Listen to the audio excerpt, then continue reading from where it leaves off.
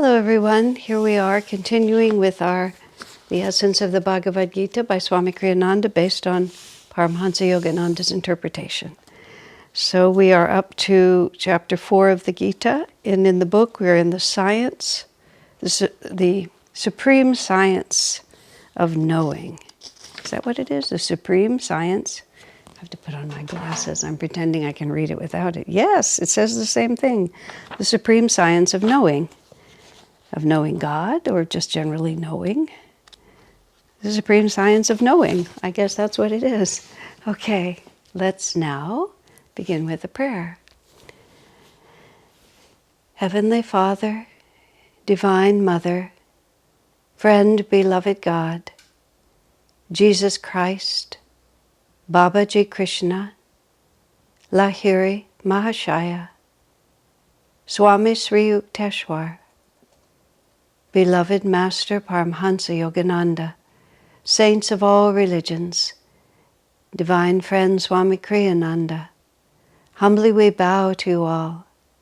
Help us to feel your presence and your inward guidance.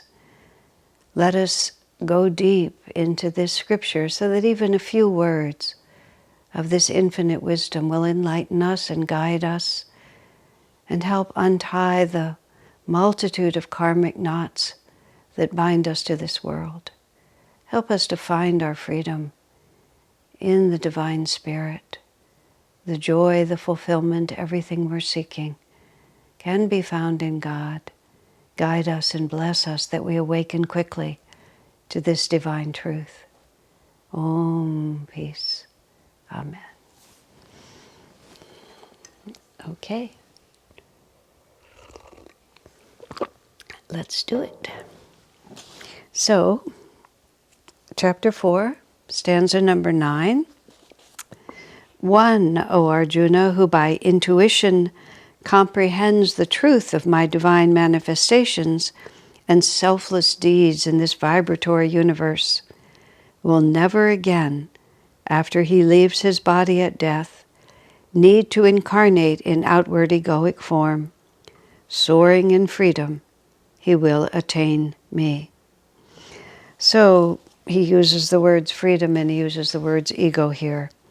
One who by intuition comprehends the truth of God. We keep incarnating in this world because we don't understand. We haven't learned the lesson yet. It's just it's an endless mystery. I've been having my minor existential crises lately, just I think because this is in 2020, November, and there's a certain sameness to the days. They're busy. I'm doing a lot of broadcasting and recording and doing various classes and working with a class about the Bible. I've been trying to expand the ministry that I'm doing. I've set up a Patreon page, which is a way for people everywhere to help support the ministry. The work that I've been doing on behalf of our masters has gotten too big to be supported by a volunteer staff, which has other duties. So I've had to, for the first time actually in the time that I've been doing this kind of work, I've actually realized that I have to generate income of my own in order to hire people to be able to help support, because I can do this part of it, but there's a huge technical side of it, which is more than I can do. So I've set up this Patreon page and people are helping make everything work better. All of that is happening. But in between, and I hope I don't bore you by mentioning this again, there's the inescapable reality of being, which it's strange, at least in my own mind, how intensely that looms at times. It's a road to mental imbalance, so I have to always be a little careful that I don't think about it too much. But just the strangeness, and perhaps others of you will relate to this, and maybe I'm just giving you a look at my lunatic mind, but one wakes up out of sleep, and then immediately there's consciousness again. I mean, there's a different consciousness in sleep, but it's different than waking consciousness. And there it is. And I have certain affirmations and reminders just right in my room and on my wall, in art, the form of art, in the form of words, so that as soon as I wake up, my consciousness is drawn as quickly as I'm able to draw it toward elevating thoughts. And there's a certain, well, this morning it was just exactly how I thought about it. One thinks about, what responsibilities do I have today? How quickly do I have to rise from bed? How much of a hurry am I in? All these different things. But I realize very deeply, it's just a minute of consciousness at a time. And there's never a time when it isn't only about consciousness. I mean, we might think we're doing all these other things, and that's, as we go through these verses tonight, action, inaction, right action, wrong action. All of these different realities are there, but it's just, where is my attention in this moment? Who do I think I am? What am I thinking about? And Swami just draws the connection here. He says, after he leaves his body at death, no longer needs to incarnate in outward egoic form. Soaring in freedom, he will attain me. So Swami just puts these two words next to each other, the word ego and the word freedom. Some people think that freedom is the ability to do whatever you want, but the Gita, of course, takes this into a far more profound level. It's the freedom from all limiting identification. And it's a monumental shift that I was talking about it with a friend recently, and Swami talks about it here too. As we come closer to our spiritual, as we move deeper into our spiritual self, and even with the little bit of experience that I've had, I can speak to this. What happens when we're in tune spiritually is that we're simply happy. It's like limiting conditions are taken away from us, and we discover when limiting conditions are taken away, what's left is just this joyous sense of rightness. We all have these experiences of times in our lives when just everything feels right, and that all the everything that troubles us, it's not exactly resolved, it's just not relevant anymore. This is what the Gita is trying to say. Let me read the next verse, because the commentary is exactly what we want. 4:10, purified by ascetic wisdom, released from attachment, fear, and anger. So, purified by wisdom, released from attachment, fear, anger, and completely absorbed in me, many have attained oneness with me. I was thinking about Swami Kriyananda's, and this is an experience that happened a number of years ago. I was thinking about Swami Kriyananda's song, I Live Without Fear. And though green summer fade and winter draw near, my Lord, in your presence, I live without fear. Through tempest, through snow, through turbulent tide, the touch of your hand is my strength and my guide. I ask for no riches which death can destroy. I crave only thee, thy love and thy joy. And I was thinking, what would it be like to want absolutely nothing? And therefore, what would be like to fear nothing? Because fear is intimately tied to likes and dislikes. Attachment, fear, and anger. Those are the three that go together. I want things to be a certain way. And of course, from the human perspective, everybody will just say, yes, of course, I want things to be a certain way. But if we understand that everything in creation is just a play of God, and it's happening according to God's will, it doesn't mean that we have to be passive in our response to it, but we're only attached to being a channel for the divine. We don't need the world to be different than it is. We don't need anything to be different than it is. We're not attached to anything. And where fear arises is when we really want things to be a certain way. And so then we become fearful, because what if they don't turn out that way? And almost always, virtually always, if you're living a life that has any dynamic involvement in the world, then there's always going to be something going on about which we are trying to bring a certain outcome. And what Krishna says here, he doesn't say that we shouldn't act, and that's what we get into later. It's attachment. We should be committed and do our best as we feel guided to do, but really we leave the results in God's hands. Now, this is easy to say. I mean, I examine my own heart when I wake up in the morning and when I fall asleep at night. And they're just countless things that just vibrate right on the edge of my consciousness, and sometimes vibrate right in the center of my consciousness to keep me awake, which is attachment to a certain outcome, fear that that outcome is not going to come about. And then anger arises when the desire is thwarted. But what does he say? Released from attachment, fear, and anger, and completely absorbed in me, which is what would happen if we were released from attachment, fear, and anger. Now, it's let me just think what I want to say. Oh yes, I was contemplating all these things, not this particular verse, but Swamiji's songs. I live without fear. And I was contemplating the consciousness of a master. I was thinking, at that time I wouldn't have had it as a reference point, but the way Swamiji was at the end of his life, he was so overcome with an awareness of the bliss of his own nature that just everything else it was really like he didn't really see anything else. Everything else was just the flow of this bliss that was always moving through him. Well, this was before that stage of Swami's life, and I was just thinking about it. And I was walking up the stairs. It's the oddest time when these things come to you. And I was thinking about what it would feel like to be absolutely unafraid. And like for just, less time than it takes for me to say it, it was like that freedom just popped into my heart.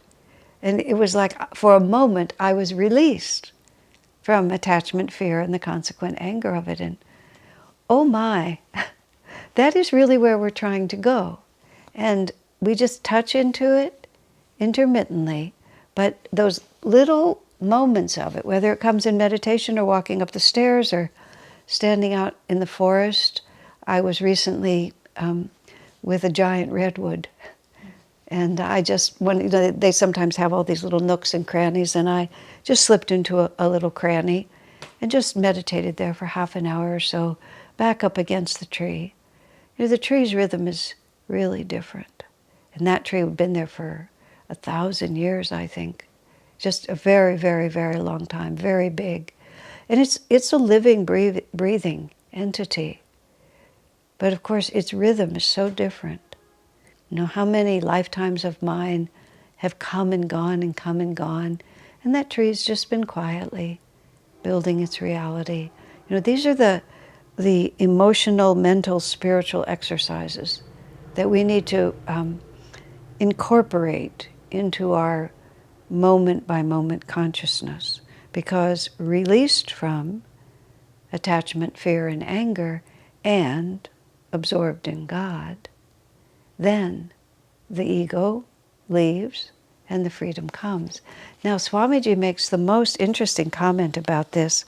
He says, that the effort, he contrasts the effort to find God with, for example, he says, the climbing of Mount Everest, because we see the attainment of God as this huge, heroic effort that's going to require everything we have in order to attain it. And there's a natural, when we do that, there's a stiffening of the will and a hardening of the determination, you see, just even when I say it like that. So Swami talks about climbing Mount Everest. He said the hardest part is the end. The hardest, the most dangerous, the most life-threatening part is like the closer you get to the top, the harder it becomes. You can't breathe, you're freezing, you're exhausted, all these things. So we think of now that I'm serious about God, we have to gird our loins in that same way. And yes, there's a lot that also speaks to the necessity for courage and heroism. But what he also says is, finding God is the simplest, most obvious, and most supremely natural thing in the world. At the end, one doesn't find oneself straining with desperate, heroic zeal to merge in Him. He says, rather one relaxes supremely into perfect bliss. Strain, tension, ardor, heroic zeal, these for the soul end forever. Is this just like the human mind plays a very different game, doesn't it?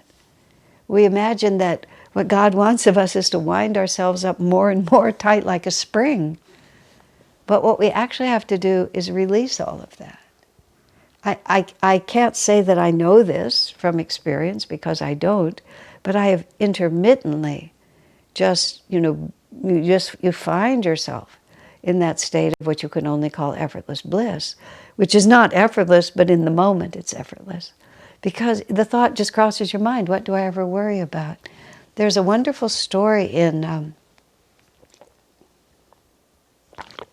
the book, Swami Kriyananda's I Have Known Him. And in the story, the man talks about, let's see what happened. Well, he talked about first that he fell, had a severe bump on the head, and his soul was exiting his body. That's what he was talking about. His soul was exiting his body.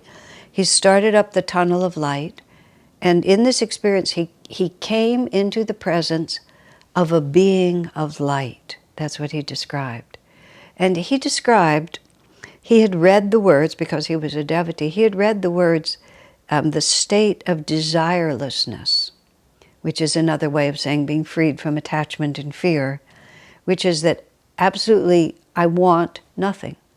Again, these are wonderful things to contemplate. What would it be like to want nothing?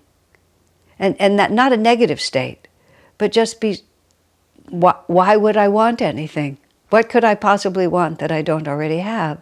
I put it in terms of what if I were completely without fear? Fear is a bigger issue for me than desire. I mean, not that I have no desires, but fear is the operative word more in my life. So I started thinking about what if I had no fear? He was talking about being in a state, he understood the word desirelessness. And this is what he described. He said, in the presence of that being, he said, it wasn't merely that I didn't have desires, it was impossible for the vibration of desire to exist in the presence of that being.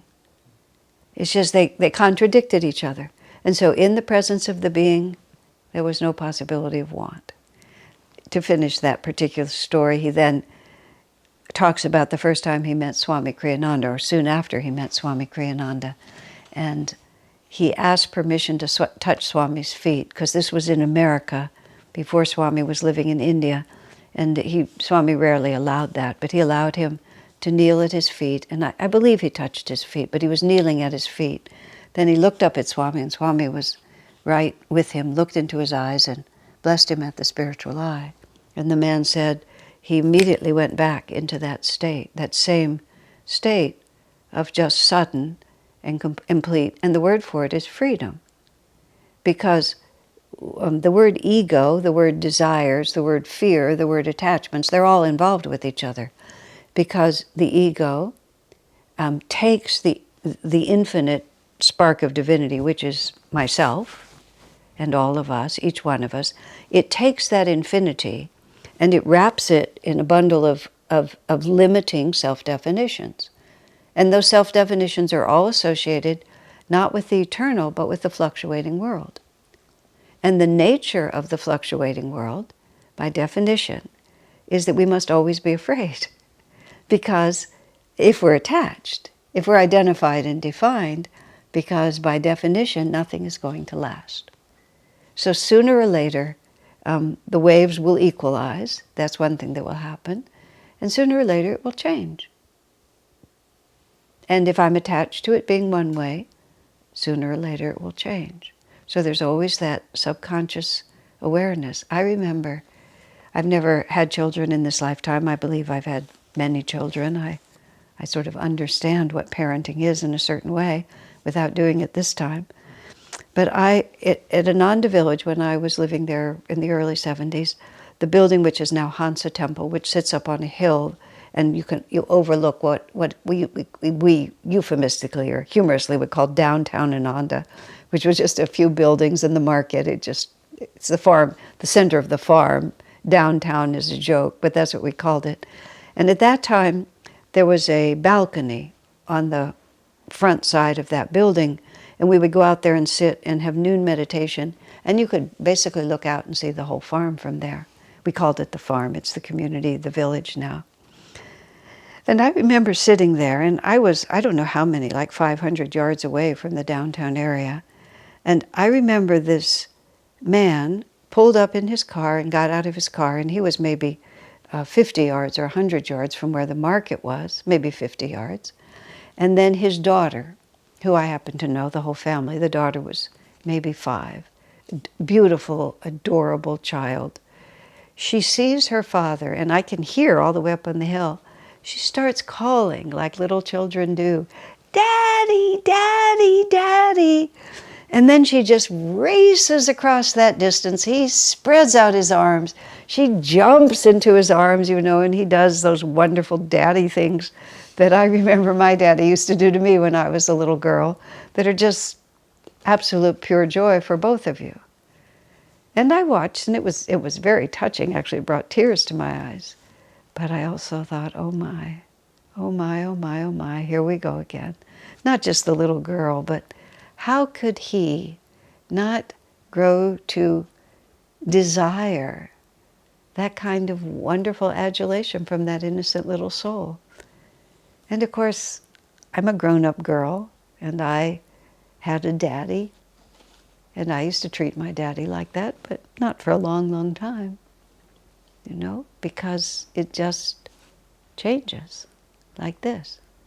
So the ego identifies with these limiting conditions. It doesn't merely experience them. It doesn't merely say, oh, in this life now I'm a father and I take care of this child. I'm glad God wants me to take care of this child.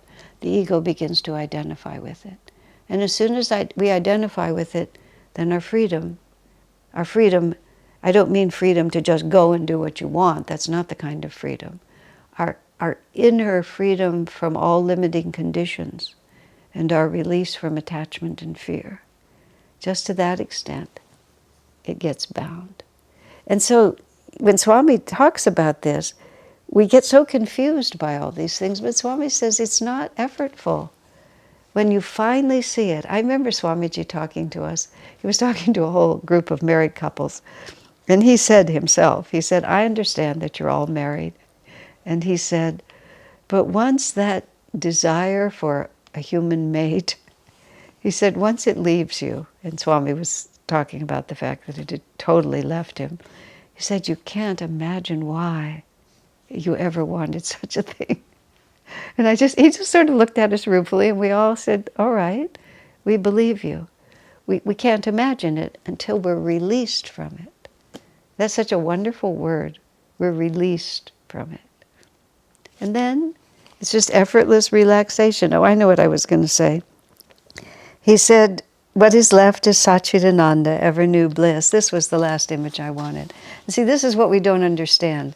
I'm just musing with all of you about this. These are not, I can't present these as imperatives because this is what I wake up in the morning and think about before I start my day.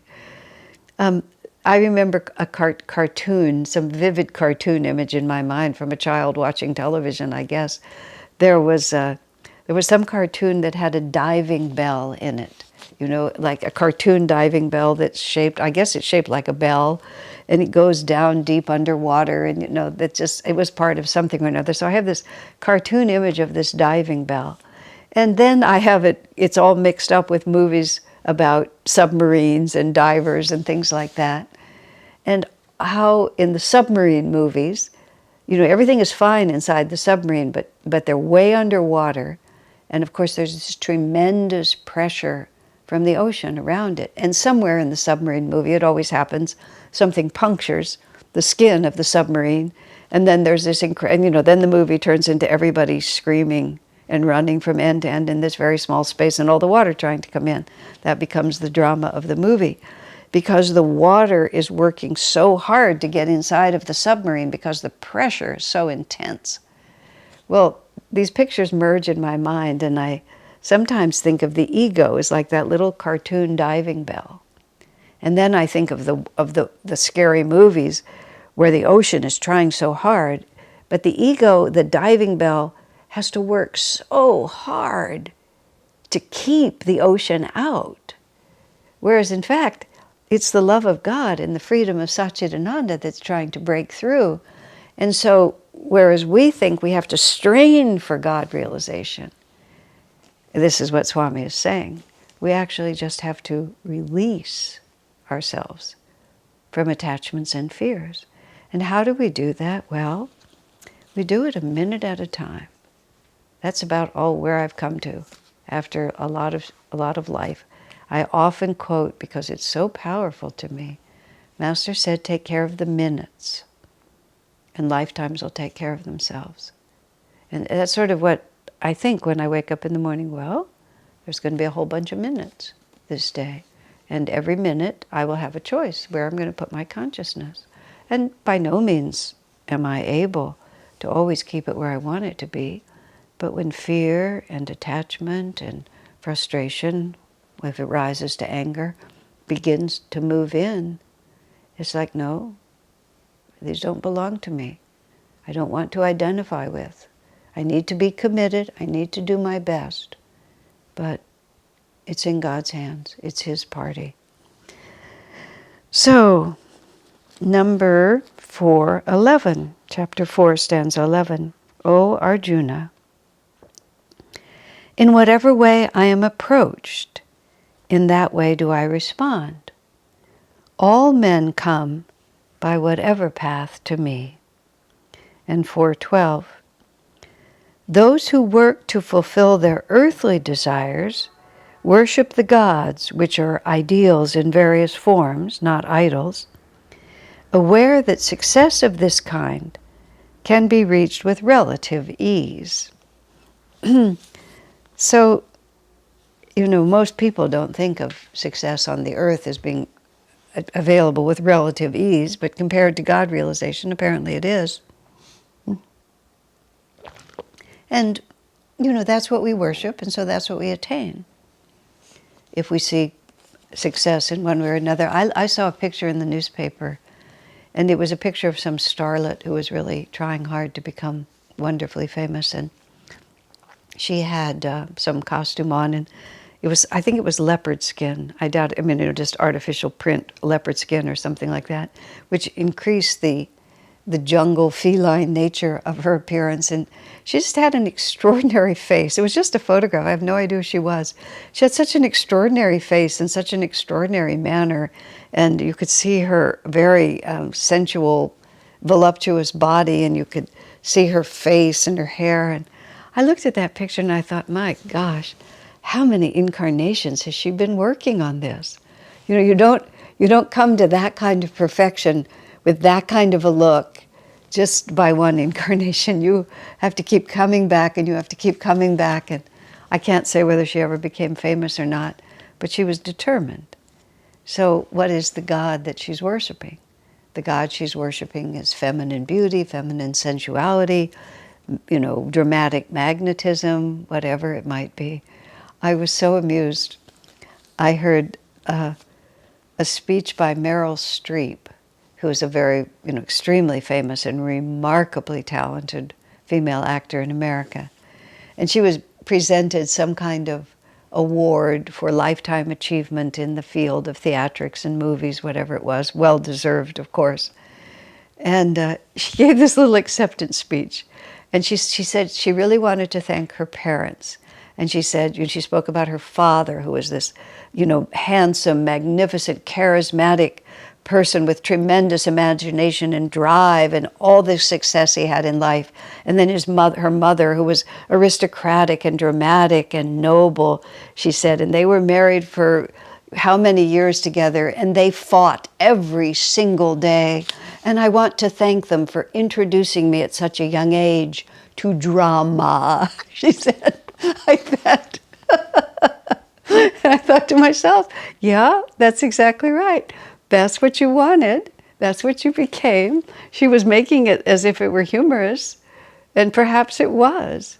But it was just like, from the beginning of my life, I saw the human story just being acted out, and then she followed through and became magnificent at doing it. And what do you have at the end? Well, you have a lifetime award for bringing a lot of people a lot of very interesting entertainment. It's not nothing. And she undoubtedly developed a tremendous number of qualities. I don't know the woman. I'm not talking about her specifically. But what happens is, when we reach the end of something like that, insofar as we have developed right character from doing it, insofar as the experience of the effort to do it has trained our will, trained our capacity to endure, to concentrate, to serve, whatever qualities of consciousness that effort to success has developed in us, then those we have forever. And if the effort for outward success has taught us something deep and profound about inward reality, then we really have something. But otherwise, there you are. You have this big night, everybody thinks you're wonderful, and then you go home. And there you are. You're inside your own head. You're inside your own consciousness, and that's all you have. So what Swami comments here is people go from one fulfillment to the other. One of my early attempts to convert someone to the spiritual path, I did what lots of newbies do, that for some reason, people quite new to the path sometimes think that the idea of overcoming desires is an attractive sort of like lead when you're trying to persuade people to come onto the spiritual path. It's exceedingly misguided, I advise you. Most people are not really looking to overcome desires. They're looking to have them fulfilled. And a path that tells you you're supposed to overcome them is not attractive to most. But I was a newbie, and I was trying to talk, and for me, this made perfect sense, because I was born with this awareness that the promises that the world were giving me were false. But I didn't know where the true promise lay. I just knew that the ones that were offered to me were false. And so I was just hanging on this precipice of extreme concern about how this was all going to work out. And then, of course, God rescued me and showed me that there was a true promise. So anyway, I'm talking to this friend of mine, and I'm talking about how worldly fulfillments are just inherently disappointing. What an opening line. What could I have been thinking? But anyway, I started like this. And I said, you know how it is? You really want something, and then you work hard for it, and then you get it. And then, when you finally get it, you have it for a while. It makes you happy for a while, yes. But then, after it just becomes common. Your new car becomes your regular car, yes. Your new furniture becomes your regular furniture, yes. So I think, wow, this is my first. I only have to get 6, and here's number 1. This is like I'm doing it. And so then when we finally agree that worldly things disappoint you after a while, she just looks at me so seriously and says, that's why it's so important to keep on wanting new things. Oh dear, I didn't yet know Patanjali's phrase, missing the point, but that was exactly it. She saw exactly what I saw. So you must have a constant lineup of other desires that you can fulfill to replace the ones that have disappointed you. And then you'll just keep on like that. And actually, Swamiji says here, it's a way of seeking God. Because we're saying, this didn't fulfill me, so I'm going to try this. This didn't fulfill me, so I'm going to try that. And it is a soul drive that moves us that way. A soul, S-O-U-L, soul drive that moves us that way, because the heart is restless. And the heart knows, I haven't found it yet.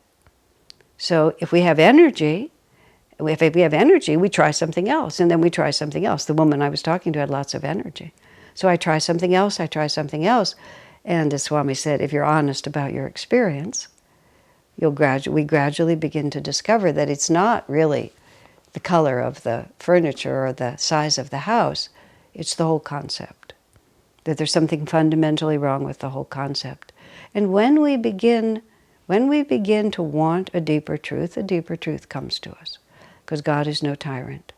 But as long as, there's that wonderful Whispers from Eternity where the devotee says to Divine Mother, you've been sending me playthings and toys, but I want you to know I'm not satisfied anymore.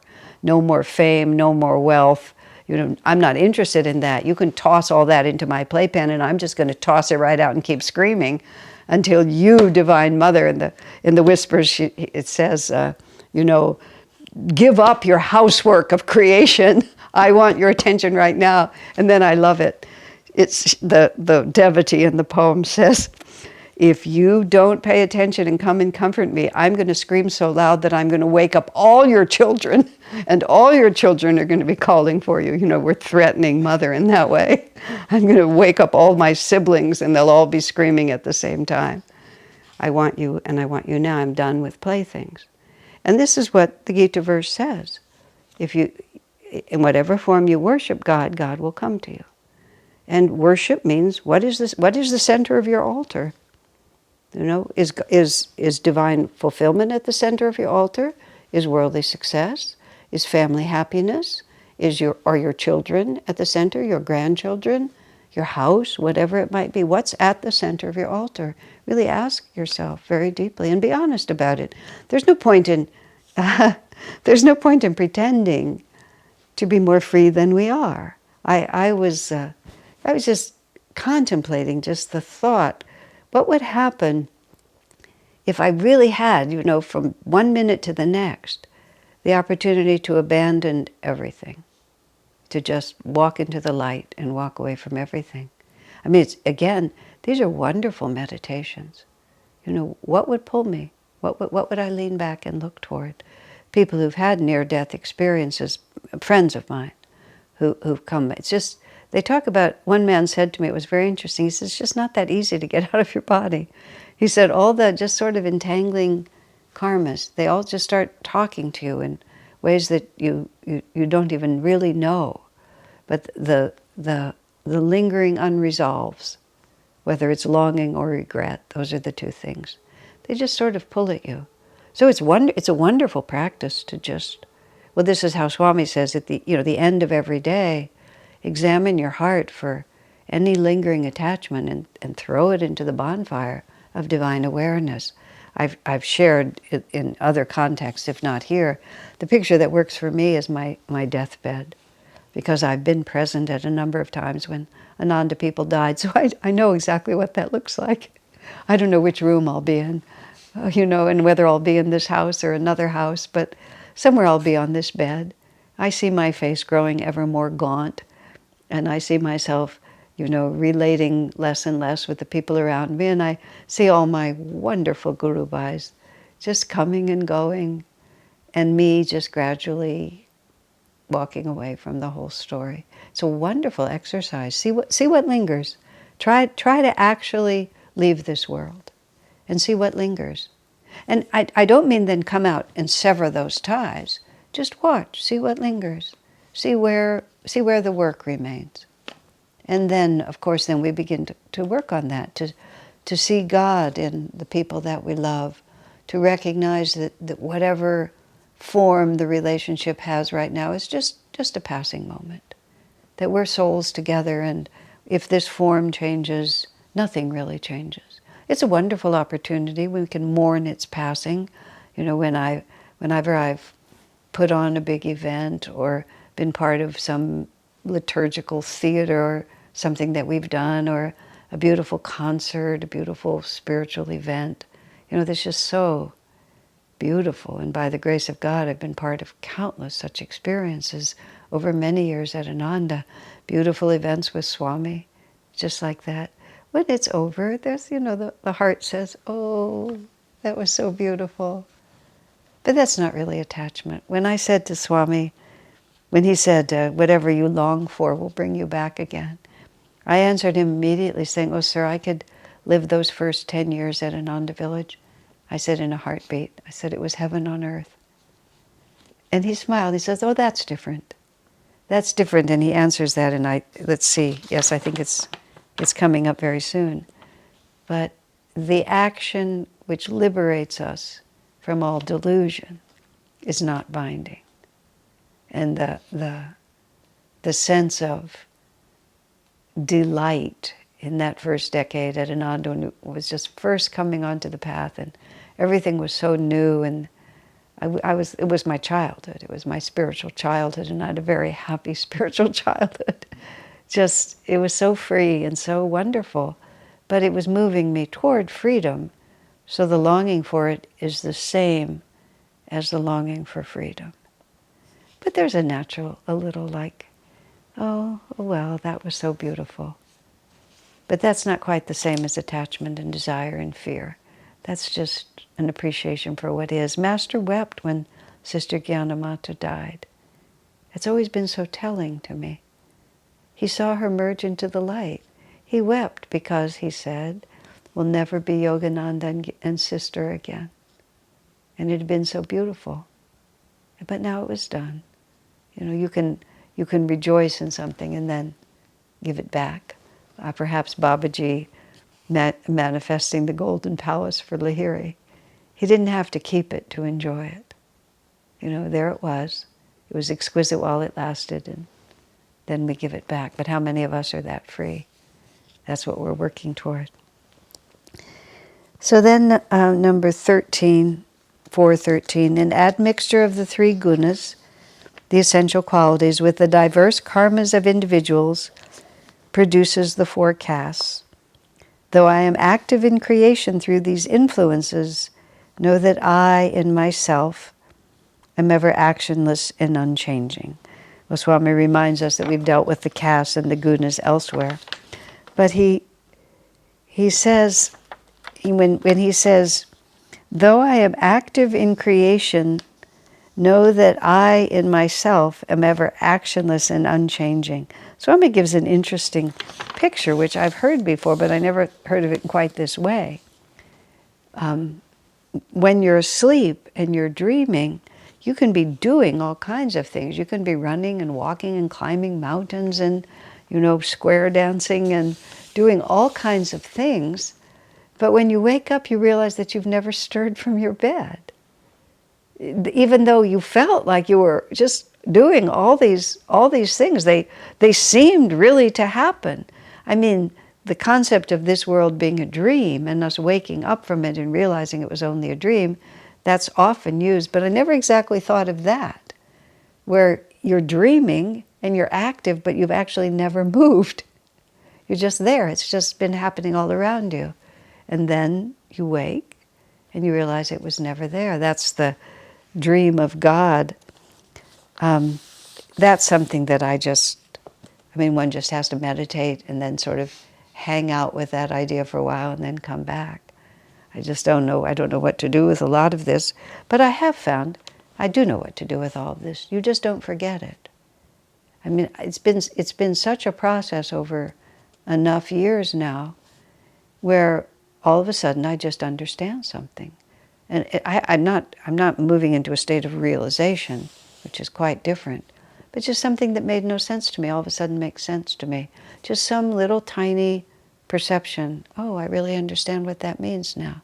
It just comes to us in a new way.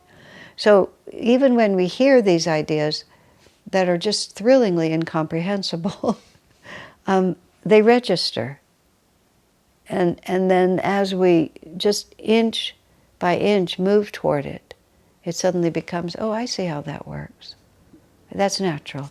I remember when I was telling a group of devotees in Bangalore about the decision I made just to leave everything and go move to Ananda village, which I just did. I had nothing. I mean, leaving everything I was leaving nothing in particular.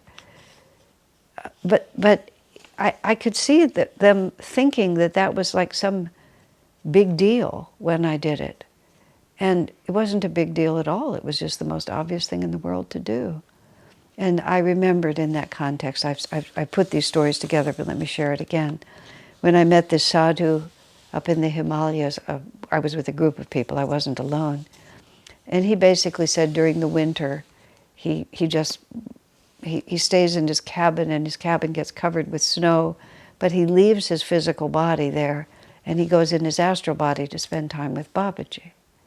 And he told us this story. Later I saw Swami, who was in New Delhi, and Swami asked me, what did I think about that sadhu?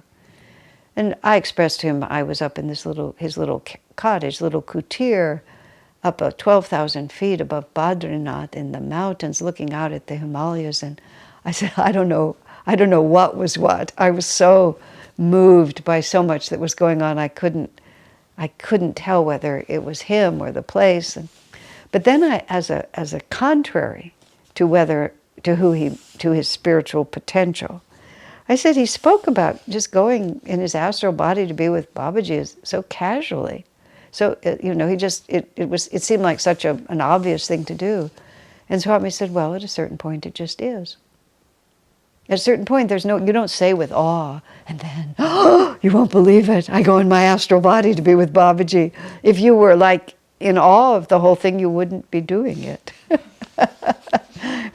You do it because it's the most natural thing to do. And oddly, this is what I mean about how things stick in your head. When I was just talking to those people in Bangalore, and one of the things they said to me is, what did your parents think? And of course, that's an Indian question, not an American question.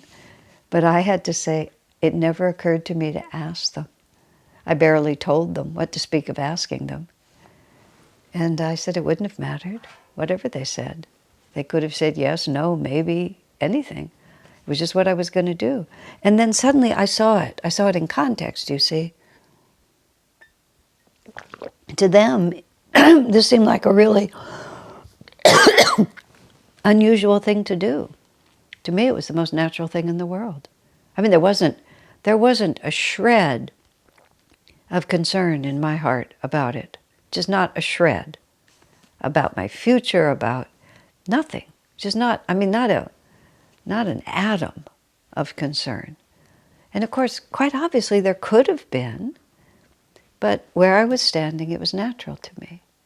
So there's a certain rhythm to our spiritual lives where we have to constantly be hearing, oh, well, the next thing I can do is I can let my cabin be buried in snow and, go live with Babaji in the Himalayas.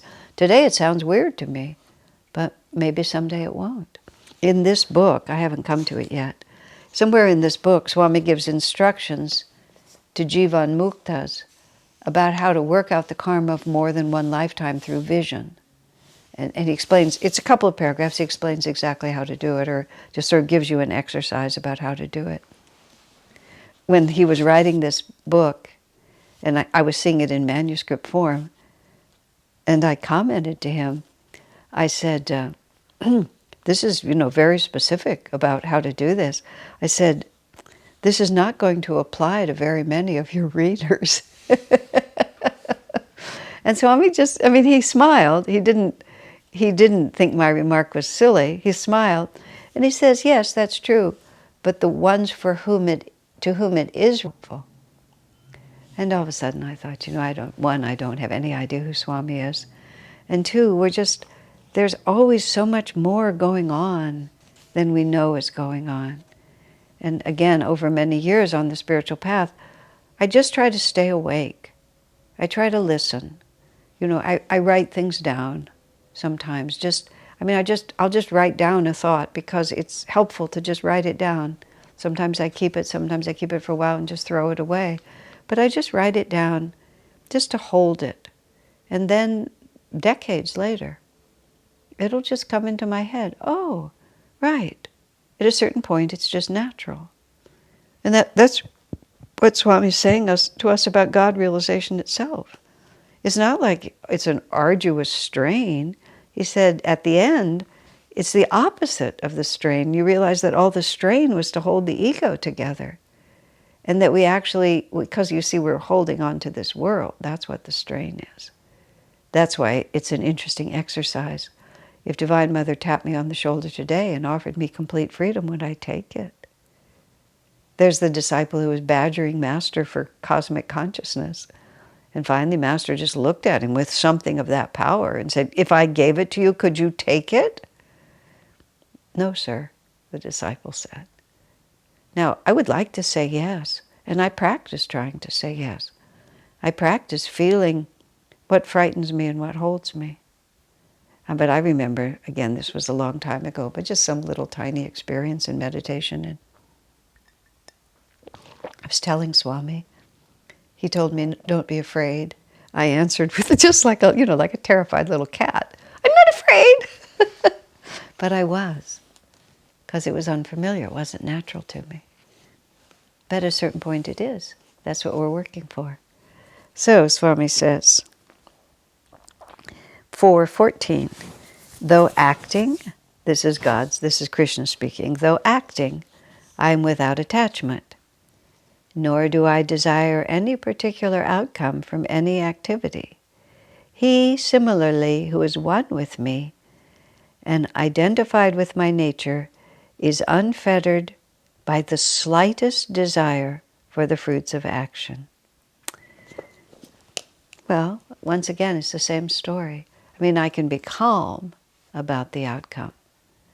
I was very impressed with myself. I'm going to give myself a little credit. When we were when Ananda was very wrongfully sued by this extremely dishonest woman who totally recharacterized her time in Ananda and turned it into our being an abusive cult that had taken terrible advantage of her. It was all just an extraordinary fabrication, but it was also preposterous. We didn't organize our defense as strongly and as well as we could have, and we had we did not have the right person representing us as an attorney, and that made it worse. But the end of it, all of it was, there was a jury trial, and they decided that we were in fact culpable to a certain extent. I use the royal we here, the collective Ananda, that we were culpable to a certain extent. And when I sat in the courtroom and the jury came back and announced its verdict, and this woman had won. And she'd won, a certain amount of money, and it was not a small thing. But my first impulse, and I'm very proud of myself for this, my first impulse was this extraordinary wave of compassion for her. I thought, and this is exactly, oh my gosh, not only has she attacked the individuals who brought her to the spiritual path, which is bad enough. Instead of being grateful, she worked hard to destroy. So she's not only attacked the source of her spiritual inspiration, she's not only completely lied about everything that happened, but now she's won. She's been confirmed. The world has confirmed her, and she's going to get this relatively large sum of money. Most of it would go to her lawyers, but she's going to get paid for this terrible action. And I thought, oh my gosh, the karma was bad enough, and now it's just going to get worse and worse, because it's going to take her all that much longer to ever get out of this. And, I could have reacted very differently to that, but that's how I felt. And, it was annoying and inconvenient, but mostly I just really felt sorry for her, and I still do. I don't know whatever happened to her, but it wasn't. It's not, to say someone gets bad karma is the same as saying God's going to damn you to hell, so you really shouldn't say it. But I fear that she made some errors and she's going to have to learn her lesson. But you see, that's where we're trying to be. We're trying to be where it's just, if this is what God gives me, whatever it requires of me, I'm going to have to just go forward and face it. And I'm not going to be fearful, and I'm not going to be angry. It's just, this is what's happened. Now, how long does it take us to get there? I mean, in that particular case, it was spontaneous, which was wonderful. In most of my life, it takes a lot more effort. But if we can keep it really clear as to where we're trying to go and what we're trying to do, I mean, being clear on the concept and not missing the point.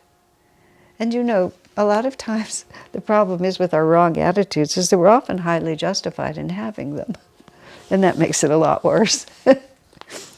Number 415. Understanding this, the nature of right action, the wise since earliest times have acted dutifully. Be like them, acting without desire for the fruits of action. Then number 416 is, what indeed are action and inaction? Even the wise can become confused on this point. I will explain the distinction, armed with which knowledge you will be freed from all evil.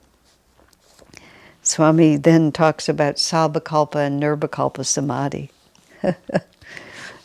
It was sort of a joke in our community whenever, especially when we were all beginning to, when Swamiji began to ask some of us to also speak on behalf of these teachings. At the very beginning, he spoke, Jyotish, and a few others, but then over time he gradually recruited others of us into this, and many of us felt quite underqualified, to put it mildly. And so we would all try to stay very much within the parameters of what we actually knew. And the joke would always be, don't ever try to explain the difference between Sabbakalpa and Nirvikalpa Samadhi. Because, well, you're really, like that was the definition of being beyond your pay grade. To really talk about, the absolute state of oneness with God and the conditional state of oneness with God. Recently, one of the devotees here, we were joking about that. Just that same joke still works. Well, can you explain the difference between Sabbakalpa and Nirvikalpa Samadhi? Absolutely, he said. One begins with an S and the other begins with an N. And I was like, yep, you got it. You're exactly right there. However, there is just this interesting, simple point that Swami talks about. He said that, in Sabbakalpa Samadhi, which is a lesser state, but this is the thought. The ego can still hold the thought that I am the one doing this. And he said, in that simple thought are the seeds of delusion, just lying and waiting.